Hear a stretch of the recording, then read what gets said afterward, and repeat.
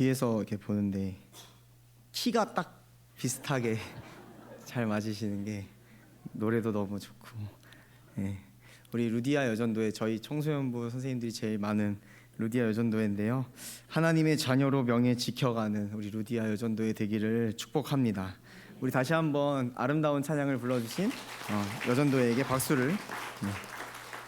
믿음의 본보기는 우리 루디아 여전도회, 믿음의 조상은 아브라함. 네. 예수님이 아브라함 후손으로 오셨고 이스라엘 역사의 시작이 아브라함이죠. 오늘 이야기 전에 아브라함과 롯의 관계에 대해 한번 이야기해 보려고 합니다.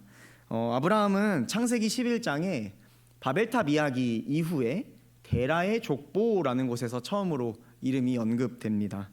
데라의 아들이 이렇게 나옵니다. 아브람, 나홀, 하란. 이게 이제 데라의 아들입니다. 여기서 이제 아브라함은 사레와 결혼했고요, 나홀은 밀가라는 여성과 결혼했습니다.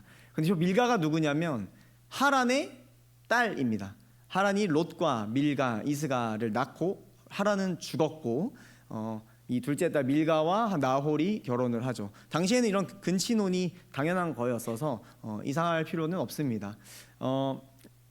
결국에 아브라함 입장에서 자기 막내 동생의 아들, 막내 동생은 죽었는데 막내 동생의 아들을 당연히 좀 챙겨줄 수밖에 없겠죠. 조카니까요. 그래서 아브라함과 롯의 이야기가 이제 창세기 12장부터 바로 시작됩니다. 근데 창세기 12장 아브라함에 대한 이야기는 이렇게 시작합니다. 우리 함께 읽어보겠습니다. 시작. 여호와께서 아브라함에게 이르시되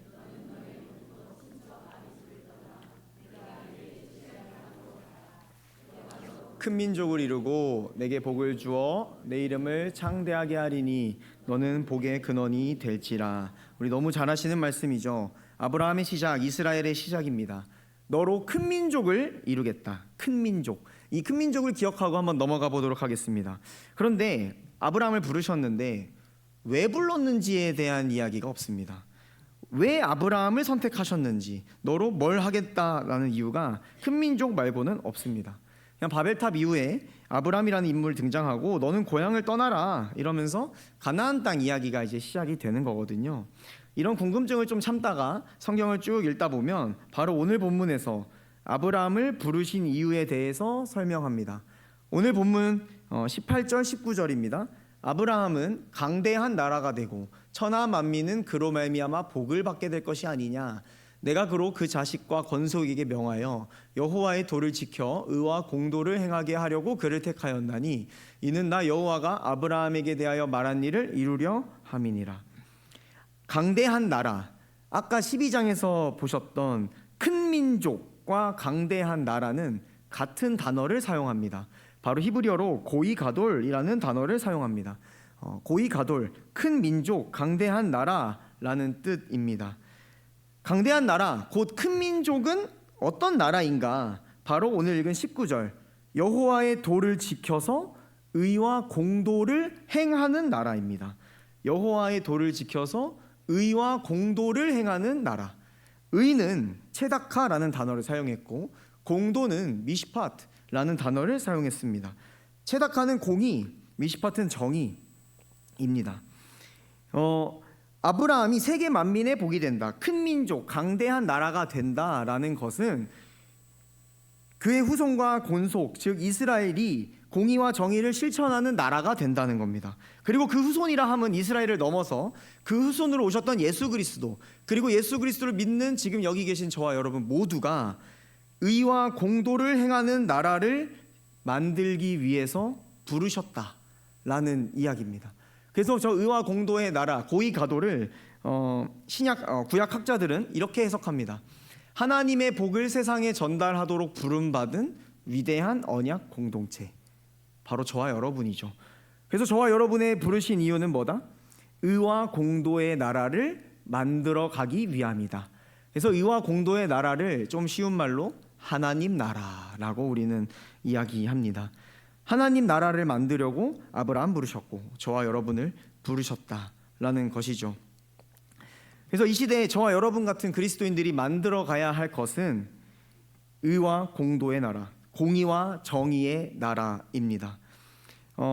이제 여러분 이 세상에 태어나고 여러분을 하나님께서 부르신 이유에 대해서 들으셨습니다. 의와 공도를 만들어 가기 위함이다.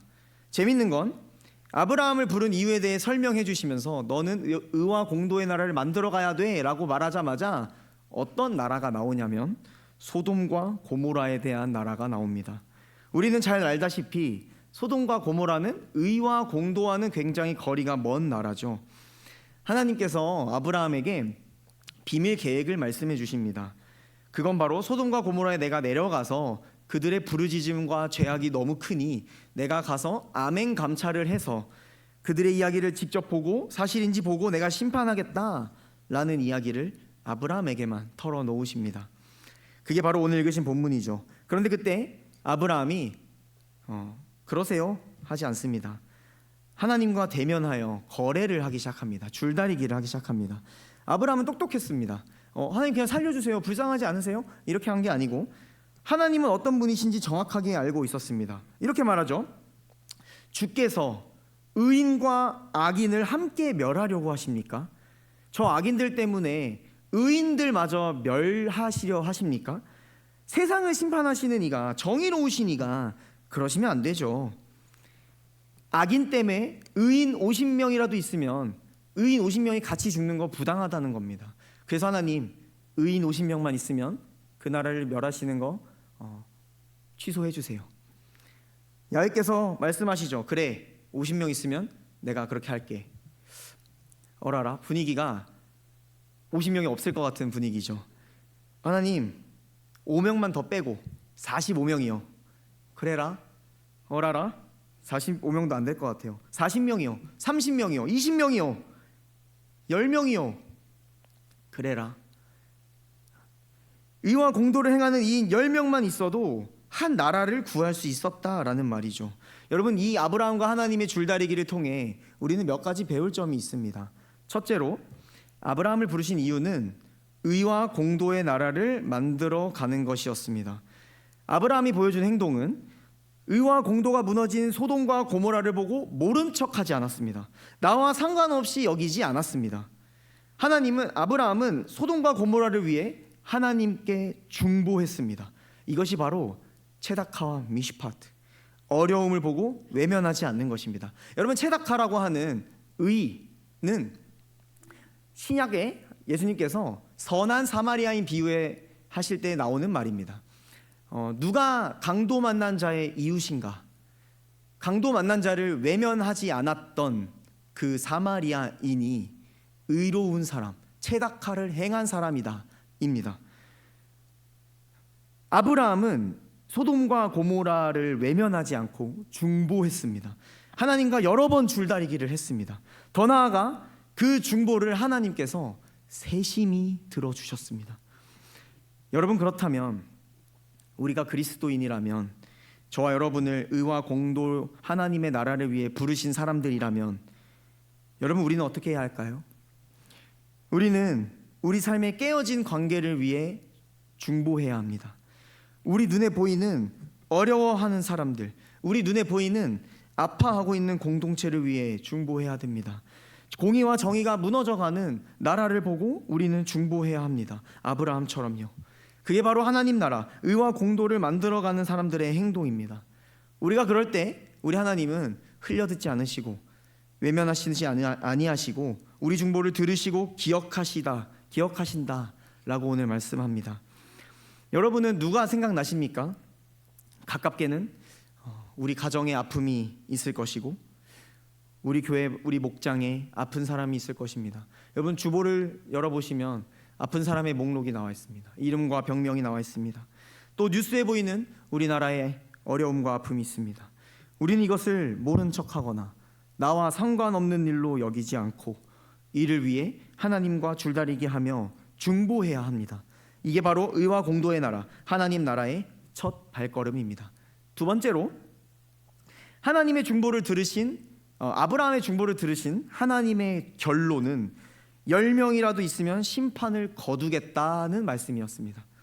사랑하는 여러분, 지금 여기에 우리 안에 의인 10명이 없습니까? 우리 안에 정의와 공의를 외치는 10명이 없습니까? 이 나라에 하나님을 향한 마음을 가진 10명이 없습니까? 있다면 그것들로 인해서 우리 교회와 우리 나라는 하나님이 포기하지 않으실 겁니다. 만약 없다면 그 의인이 지금 여기에 있는 저와 여러분, 그 10명이 저와 여러분, 우리가 되어야 되지 않겠습니까? 여러분, 하나님 나라는 거창한 것이 아닙니다. 여러분 삶에 만나는 모든 관계에, 권사님과 집사님 사이에, 평일에 만나는 사람들 사이에, 우리 교회에, 우리 나라에, 우리 가정에 내가 먼저 의와 공도를 세워가고 중보하며 살아가는 것, 그게 바로 의와 공도의 나라, 하나님 나라를 만들어가는 것입니다. 그게 저와 여러분 부르신 이유다라고 오늘날 말씀하십니다. 아마 아브라함을 부르신 이유에 대해서 의와 공도를 행하기 위해서다라고 말씀하시고 바로 소돔과 고모라에 대한 이야기가 나오는 것을 봤을 때 오늘날 우리에게도 이렇게 말씀하시는 것 같습니다. 우리가 살아가는 세상은 소돔과 고모라와 같은 세상이다. 죄악이 크고 부르짖음이 하나님께 들리는 세상이다. 그 세상 속에서 우리는 의와 공도의 나라를 만들어가는 사람들로 부르셨다. 여러분, 우리는 하늘나라의 그 왕관을, 하늘나라를 바라보며 살아가지만 여전히 우리 두 발은 이 땅을 딛고 살아갑니다. 아무리 하나님의 말씀을 이렇게 들어도 우리는 이 교회를 나가서 세상을 살아갈 때 세상의 소리를 듣습니다. 소돔과 고모라의 가치관을 듣고 그들과 대화하고 그들과 함께 살아갑니다. 하나님은 우리에게 의와 공도의 나라를 만들면서 그 안에서만 살아라, 교회 안에서만 살아라 라고 말씀하지 않으셨습니다. 의와 공도의 나라를 위해 부르셨는데 소돔과 고모라를 보여주시는 것입니다. 자, 너 어떡할래? 김권사, 너 어떡할래? 정의와 공의가 무너진 저 나라를 보고 너 어떡할래? 나와 공동체에 저 힘들어하고 아파하는 사람 내 눈에 보이는데 너 어떡할래? 누군가는 모른 척하고 누군가는 자기가 소돔인지도 모른 채 살아가겠지만 이곳에 모인 하나님 나라를 위해 모이고 의와 공도의 나라를 위해 모이신 저와 여러분은 어떻게 하시겠습니까? 결국 성경은 말합니다. 오늘날 우리는 교회 안에서 우리끼리, 교회 사람들끼리만 연합하고 잘 지내라고 우리를 부르신 것이 아닙니다. 의와 공도의 나라를 위해 모인 우리에게 하나님께서는 소돔과 고모라와 같은 세상을 보여주십니다. 집에 돌아가 보이는 내 가정의 아픔을 보여주십니다. 겉으로 멀쩡해 보여도 속은 골마가는 공동체를 느끼게 해주십니다. 정의와 공의가 무너져가는 세상을 보여주십니다. 여러분 어떻게 하시겠습니까? 소돔이 멸망할 때 뒤돌아보면 소금 기둥이 된다고 했음에도 자기가 이뤄놓은 것들이 아쉬워 뒤돌아봤던 롯의 가족들처럼 되시겠습니까?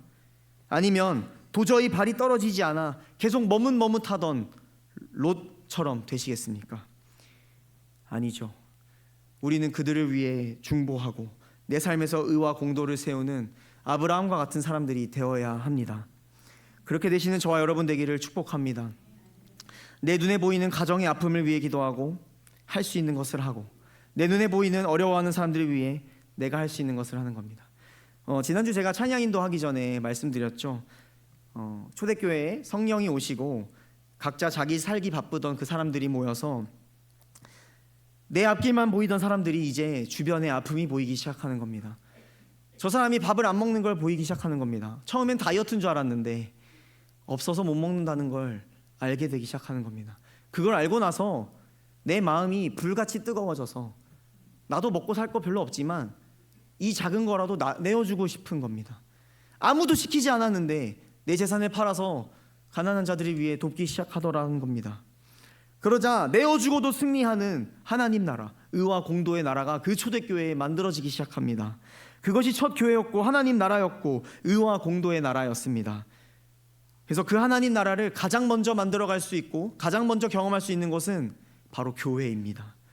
그리고 그 교회는 소돔과 고모라를 향해 나아가 그곳에 의인을 세우고 정의와 공의가 무너진 곳에서 그것들을 다시 바로 세우는 것, 그것이 바로 우리 교회의 사명이며 저와 여러분을 부르신 이유라 말씀하십니다.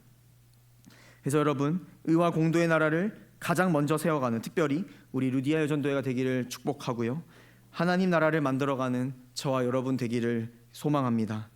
제가 요새 청소년부 설교도 찬양 인도도 여러분에게 설교를 준비할 때도 다 주제가 하나님 나라입니다. 어떻게 이렇게 됐냐면 하나님 나라 신학을 강조하는 한 교수님에게 빠져서 그분 책을 30만 원어치를 샀습니다. 그분 책을 매일매일 읽고 있습니다. 제 머릿속엔 하나님 나라밖에 없습니다. 이번 청소년부 여름수련의 주제가 하나님 나라입니다. 잠깐 여러분에게 스포를 하자면 청소년부 학생을 두신 부모님들께는 부탁드리건대 가서 자녀들에게 스포하시면 안 됩니다. 기도해달라는 의미로 지금 스포를 하는 겁니다. 아마 들으시고 아마 안 보내고 싶으실 수도 있습니다. 주제가 하나님 나라입니다. 2박 3일간 우리는 아이들이 주체적으로 하나님 나라를 만들어 갈 것입니다. 2박 3일간 하나님 나라 안에 법이 있습니다. 예를 들면 이런 겁니다. 우리는 각자 달란트를 받을 건데 각자 받은 달란트는 다릅니다. 누군가는 50달란트, 누군가는 120달란트. 우리도 다 각자 다른 달란트를 받고 태어났으니까요. 그 달란트는 돈입니다. 그 달란트를 내고 밥도 먹어야 되고 실내 취침도 그 달란트를 내고 해야 합니다. 그런데 죄송합니다만 누군가는 많이 받고 누군가는 적게 받아서 누군가는 달란트가 없어서 밥을 못 먹을지도 모릅니다. 우리는 절대 주지 않을 것입니다. 여러분의 자녀들이 밥을 먹지 못할 수도 있다는 말입니다. 그런데 우리 법안에 이런 법이 있습니다. 이삭줍기법. 가장 부유한 조는 가지고 있는 달란트의 일부를 상의해서 달란트가 없는 조를 위해 긴급 구호함에 달란트를 넣어야 합니다. 또 이런 법이 있습니다. 무급식 금지법. 그 누구라도 밥을 못 먹는 일이 생겨서는 안 된다. 누군가 달란트가 없어서 밥을 못 먹게 된다면 달란트가 더 있는 사람들은 그걸 보고 외면하지 않고 그들을 위해 내 달란트를 내어줘야 합니다. 아무도 시키지 않습니다. 강제가 아닙니다. 이들 스스로 그렇게 하나님 나라를 만들어가고 싶은 겁니다. 우리는 이런 것들을 기대하고 하나님 나라를 만들어갈 겁니다. 그리고 누군가는 정말 야외 취침을 할 수도 있습니다. 그래서 텐트를 준비하고 있습니다. 이때 아니면 또 언제 야외에서 자겠습니까? 안 보내주시면 안 됩니다.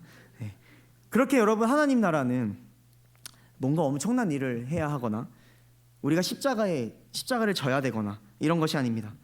하나님 나라는 의와 공도의 나라를 만들어가는 겁니다. 내 눈에 보이는 누군가의 힘듦을 외면하지 않는 것, 정의롭지 않고 공의롭지 않은 것에 침묵하지 않는 것, 나의 작은 내어줌이 결국 누군가의 생명을 살린다라는 것을 몸소 느끼고 배우는 시간이 되는 것입니다. 사랑하는 여러분, 오늘 본문의 뒷이야기를 우리는 잘 알고 있습니다. 결국 소돔과 고모라는 역사 속에서 없어집니다. 멸망하죠. 그러나 아브라함이 만들어간 의와 공도의 나라는 지금도 진행 중입니다. 더 나아가 하나님께 중보했던 아브라함 덕에 누군가는 생명을 살립니다. 창세기 19장 29절입니다. 우리 함께 읽겠습니다. 시작. 하나님이